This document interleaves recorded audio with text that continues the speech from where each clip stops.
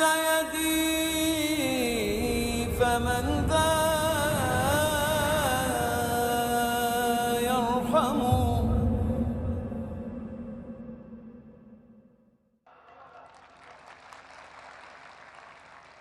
ऋग्वेद में लिखा है, किताब नंबर 10, पाठ नंबर 71, मंत्र नंबर 4 में, they see the words but they see not, they hear the words they hear not. वो देख रहे हैं लेकिन फिर भी नहीं देखते, सुन रहे हैं लेकिन फिर भी नहीं सुनते. देख रहे हैं कि वेद में लिखा है कि बुत परस्ती मत करो, फिर भी करते. सुन रहे लेकिन फिर भी नहीं सुनते. कुरान में लिखा है सूरह बकरा में सूरह नंबर 2 आयत नंबर 18 में, सुम्मुम बुकमुन उम्युन फहुम ला यर्जिऊन, deaf, the dumb, the blind, they will never return to the true path. वो गूंगे, वो बहरे, वो कभी भी सीधे रास्ते पे नहीं आएंगे. अक्सर धर्म के ठेकेदार, चाहे वो हिंदू धर्म के हो, ईसाई धर्म के हो या मुस्लिम धर्म के हो, इस्लाम धर्म के हो, धर्म के ठेकेदार जो धर्म अधिकारी होते हैं, अपने धर्म के ठेकेदार हिंदू धर्म के हो या इस्लाम मजहब के हो, वो नहीं चाहते कि उस धर्म के मानने वाले अपनी किताब पढ़े, क्योंकि अगर लोग मजहब की किताब पढ़ने लगे तो उनका खिस्सा कैसा भरेगा, वो नहीं चाहते. इसलिए मैंने एक तकरीर की, क्या कुरान को समझ के पढ़ना जरूरी है, और वहां कहा कि कुरान को समझ के पढ़ना बहुत जरूरी है. सबसे बेहतर है कि अरबी जबान हम जाने ताकि हम डायरेक्ट कुरान को समझ सके. अगर अरबी जबान नहीं जानते तो कम से कम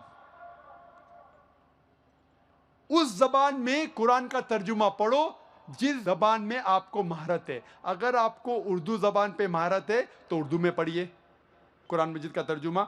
अगर हिंदी जबान पे महारत है तो हिंदी में पढ़िए, मराठी जबान पे महारत है मराठी में पढ़िए, लेकिन कम से कम कुरान का तर्जुमा तो पढ़िए, फिर आपको कोई भी घुमाएगा नहीं. इसीलिए सर विलियम म्यो एक क्रिटिक है इस्लाम का, बहुत स्ट्रॉन्ग क्रिटिक, इस्लाम के खिलाफ है, इस्लाम के खिलाफ लिखता है. फिर भी उसने लिखा 200 साल पहले कि कुरान एक वाहिद किताब है, एक वाहिद मजहबी किताब है जो अब तक इसमें मिलावट नहीं है 1200 साल तक के. आज की तारीख में 1400 साल के बाद भी कुरान में जरा भी मिलावट नहीं. क्यों? एक क्रिटिक, एक इस्लाम का दुश्मन भी लिखता है. क्यों?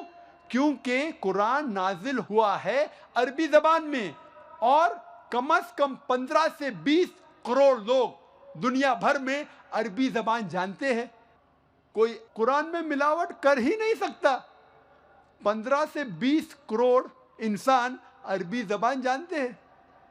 लेकिन दिगर मज़ाहिब की किताब जिस लैंग्वेज, जिस जबान में लिखी गई है वो डेड लैंग्वेजेस है, मरी हुई जबान है. Hardly handful of them know, चंद लोग सिर्फ जानते हैं. तो मिलावट करना बहुत आसान है.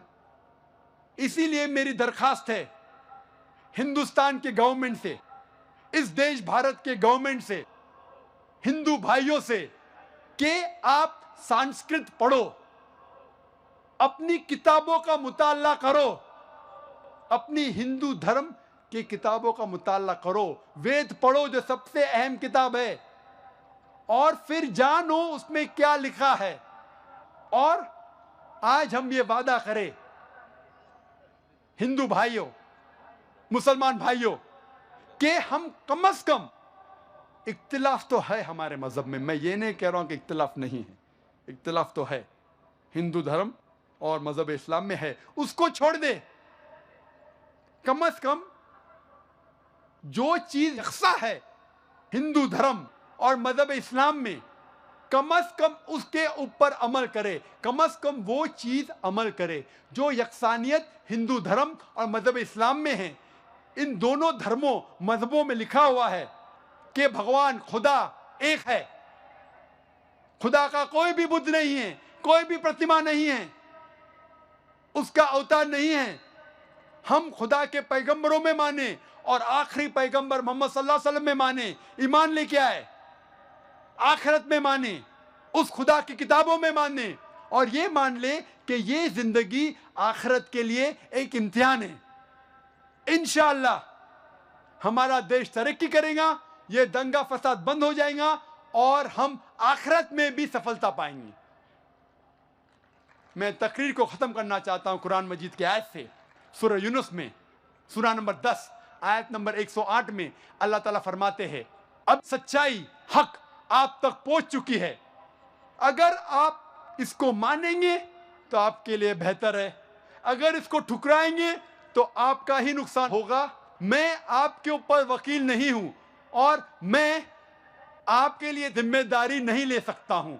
वाखिर दावाना अल्हम्दुलिल्लाहि रब्बिल आलमीन।